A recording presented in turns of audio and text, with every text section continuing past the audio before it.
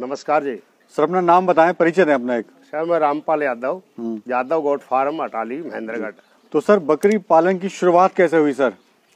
बकरी पालन की शुरुआत जी 10 साल पहले जी। इनकम ऑफ सोर्स, इनकम बढ़िया हो इसलिए मैंने इसकी वो की। तो रामपाल जी, मैं देख रहा हूँ इतना शानदार आपका बकरी फार्म है पूरा जी। तो बकरी पालन का ही आपने चुनाव क्यों करा? काम और भी है, फार्मिंग और भी है सर? फार्मिंग और भी है जी, बाकी ये बकरी पालन में इसमें लागत तो एक बार लगती है, बाकी इनकम ज्यादा है। इनकम कहीं ना कहीं ज्यादा है इसमें। हाँ जी। तो सर आपका सफर कैसा रहा अब तक का? ये बहुत ही बढ़िया सफर रहा जी। कितने साल से आप कर रहे हैं ये? 10 साल से कर रहा हूँ जी। तो स्टार्टिंग में आपकी जो शुरुआत हुई, कितनी बकरियों से आपने शुरुआत करी थी, कितनी लागत उसमें आई थी? सर स्टार्टिंग में मैंने 10 साल पहले 20 बकरियां और 1 बकरा लेके आया था जी। तो उसमें लागत लगभग ये थी 8,65,000 रुपए। घूमने फिरने का खर्चा भी हो गया था सारा मिला के। हाँ जी। दूसरा सर ये बताइए कि आप इसको 10 साल से सफलतापूर्वक चला रहे हैं जी। लेकिन कुछ हमारे फार्मर ऐसे हैं जो उसको 2 साल, 1.5 साल, साल भर भी नहीं चला पाते हैं, तो उनमें और आप में क्या फर्क है सर? क्यों आप सफलतापूर्वक चला रहे हैं और वो क्यों वो फेल हो जाते हैं? सबसे पहले तो ये है जी, ये जो लोग एक बार बकरियां लाके और चराई का इनका ध्यान न रखते हुए फिर साल में 6 महीना में ये चराई ढंग से नहीं होगी, दाना वाना नहीं देंगे तो ये कमजोर हो जाएंगी तो फिर ये निकाल देंगे उसको जी। बाकी बकरी पालन के लिए पैसे इन्वेस्ट करने के बाद भी 1.5 साल जी, 1.5 साल अपने जेब से और इनको चराना पड़ता है, संघर्ष करना पड़ता है, तब तक ये इनकम आती है। शुरुआत में आपको क्या क्या समस्याएं सर इसमें आई हैं? समस्याएं तो कुछ ज्यादा नहीं थी, बस यही है कि एक बार लागत लगा दिया 1.5 साल इनकम नहीं आई मेरे पास जी, जेब से ही पैसा लगा जी। तो यही है कि अपने मतलब 1.5 साल इसमें इन्वेस्ट करना पड़ेगा अपनी जेब से। मतलब थोड़ा टाइम टेकन बिजनेस है सर ये जी। टाइम समय लेता है। ब्रीड की बात करें तो ब्रीड कौन सी है सर आपके पास? ये बड़ी शानदार ब्रीड है सर, बड़ी शाइन है सर इसमें। मेरे पास तोतापुरी है और सोजत है जी। इस ब्रीड का चुनाव आपने क्यों करा? इसकी मार्केट वैल्यू अच्छी है, ईद के ऊपर इसके बकरे अच्छे मतलब लाखों रुपए में बिकते हैं। तो आपके पास में देख रहा हूँ कोई बकरा है जो आप बता रहे थे 1 लाख 1.5 लाख का है सर वो जी। वो कौन सा बकरा है? 2 बकरे सोजत के हैं, 2 तोतापुरी के हैं जी। 4 बकरे हैं ब्रीडिंग के लिए जी। दोनों की कीमत लगभग 1.25 लाख रुपए एक बकरे की कीमत है इनमें। आप दिखा पाएंगे सर कौन सा है? थोड़ा इशारा ही कर दीजिए, कौन सा वाला है? ये वाला सफेद वाला सोजत गुलाबी का है जी, वो वाला तोतापुरी का है, ये पीछे सोजत गुलाबी का है जी, और तोतापुरी के पीछे ही एक तोतापुरी का और है जी। बड़ी शानदार, बड़ी ऊंची कद काठी सर। हाँ, क्वालिटी के हैं जी जी जी। सर अगर प्रॉफिट की बात करें तो कितना आपको इससे मुनाफा हो जा रहा है?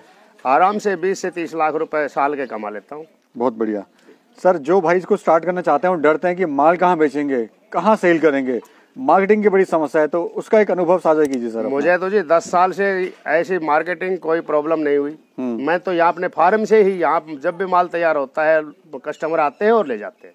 यानी आपको कहीं जाने की जरूरत नहीं है, फार्म से माल फार्म से ही मतलब सेल किया आज, कहीं नहीं गया आज तक। अगर कोई भाई बकरी पालन स्टार्ट करना चाहता है जी, कैसे स्टार्ट कर सकता है? पहले क्या करे, फिर क्या करे? इनके लिए पहले तो एक बढ़िया सा शेड करना पड़ेगा जी जी, और उसके बाद बकरियां खरीदने के लिए पैसे तो एडजस्ट कर लेगा वो जी। बाकी उसके बाद 1.5 साल अपने जेब से चराने के लिए व्यवस्था की जाए जी, और अच्छे मतलब ढंग से काम किया जाए लगन और मेहनत से, तब जाके 1.5 साल में इसके रिजल्ट निकलेंगे जी। दूसरा सर ये बताइए कि हमें हमेशा जो फार्मर है वो कहीं ना कहीं उसको धोखा होता है अपना माल लेते हुए, ब्रीड लेते हुए, तो ब्रीड का चुनाव कैसे करे सर? ब्रीड में इसके जो क्वालिटी की जो बकरियां लेंगे उसके लिए पैसे लगेंगे जी जी। 50,000, 55,000, 60,000 की बकरियां मिलेंगी, और शरू में खरीदते हैं तो ये लोग सोच लेते हैं 15-20 हजार की बकरियां मिलेंगी। इसमें धोखाधड़ी भी बहुत है। तोतापुरी के नाम पे लोग ये इसकी लोकल वैरायटी समझो आप, वो सेल कर रहे हैं, उसमें कभी भी फार्मर कामयाब नहीं होगा। अच्छा, तो ब्रीड लेते समय इस सब बातों का ध्यान रखें। बिल्कुल ध्यान रखना चाहिए। क्वालिटी की बकरियां, वो जैसे मैं कहावत है ना, 100 धन सौ का 1 धन सौ का जी, वही बात है। तो माल लेते हुए सर ट्रेडर से लेना चाहिए या ब्रीडर से लेना चाहिए? मैं तो ये कहूँगा कि फार्म से, ऐसे फार्म से माल लेना चाहिए जिसमें उस फार्म की बकरियां अपने आंखों से देखे, क्वालिटी की बकरियां हो, शाइनिंग अच्छी हो, वही माल खरीदना। मतलब उसी फार्म पे पेरेंट्स होने चाहिए? हाँ जी। ऐसा ना हो कि बच्चा कहीं से ले आया, माँ बाप कहीं का पता नहीं है। नहीं नहीं नहीं जी, ब्लड लाइन जरूर पता होनी चाहिए। ब्लड लाइन जरूर पता होनी जी। दूसरा ये बताइए, अगर कोई भाई गरीब फार्मर है जिसके पास कम पूंजी है, वो कैसे फार्म स्टार्ट कर सकता है सर? उसके लिए बड़ी बकरियां न लेके छोटे बच्चे ले ले, वो छोटे बच्चे लेके उनको अपना ढंग से पालन पोषण करें उनका जी। और उसके लिए 1 साल 6 महीने का टाइम ज़्यादा लगेगा जी। तो उसका अपने पाल पोस के वो बड़ा करे और तब उनसे वो कमाई ले। जी सर, जैसे आपका तो काफ़ी बड़ा ये फार्म है, एक्सपीरियंस भी आपका ज़्यादा है जी। लेकिन अगर कोई 10 बकरियों से स्टार्ट करना चाहता है जी, कितनी इनकम ले सकता है, कितना वो उसमें लागत आएगी, कितना मुनाफा इसको प्राप्त होगा? 10 बकरियों में जी क्वालिटी की बकरियां लेंगे तो 5 से 6 लाख रुपए उसके पैसे लगेंगे जी। और उसके 1.5 साल तक, कम से कम 1.5 साल उसको अपनी जेब से चराना पड़ेगा जी। 1.5 साल चराने के बाद वो कम से कम 10 लाख 12 लाख रुपए अपनी इनकम ले सकता है और प्लस में ग्राउंड पे 4 से 6 गुना माल उसके और मिल जाएगा। आप इनको खाने में सर क्या खिलाते हैं? खाने में अपना मौसमी अनाज हो गया, जैसे गेहूं, जौ, बाजरा, मक्का जी। और हरा चारा में है ये सुपर नेपियर घास लगा रखी है, जई है जी। और ड्राई में ग्वार का फूस है, लौंग पत्ती है। यानी सारा कुछ घर का ही है? हाँ जी, ये लौंग पत्ती है, ग्वार का फूस, ये तो बाहर से मंगवाता हूँ मैं जी। अनाज वगैरह भी कुछ घर का हो जाता है, कुछ बाहर से आ जाता है जी। और सर मैं देख रहा हूँ आपने यहाँ पे स्टूल जो फीड है, यहाँ पे स्टूल फीड मैं देख रहा हूँ। हाँ जी। इसका क्या महत्व है सर? इसमें ये मतलब एक जगह आराम से चढ़ लेंगी। जी। जी। हाँ, मतलब अच्छे से इसको चढ़ सकती है? हाँ, अच्छे से चढ़ सकती है। जी। सर सरकार से कोई इसमें मदद मिलती है क्या? देखो जी, मैंने तो इसके अभी तक कोई ट्राई नहीं की, मैंने तो अपनी जेब से ही लगा के चलाया था। बाकी सुनने में आया है गवर्नमेंट सब्सिडी भी दे रही है, लोन भी है। जी। सर ट्रेनिंग आपने कहीं से ली है? नहीं, मैंने कहीं से ट्रेनिंग नहीं ली। ट्रेनिंग का सर महत्व है नहीं है सर? ये मेरे हिसाब से ट्रेनिंग का कोई महत्व नहीं है।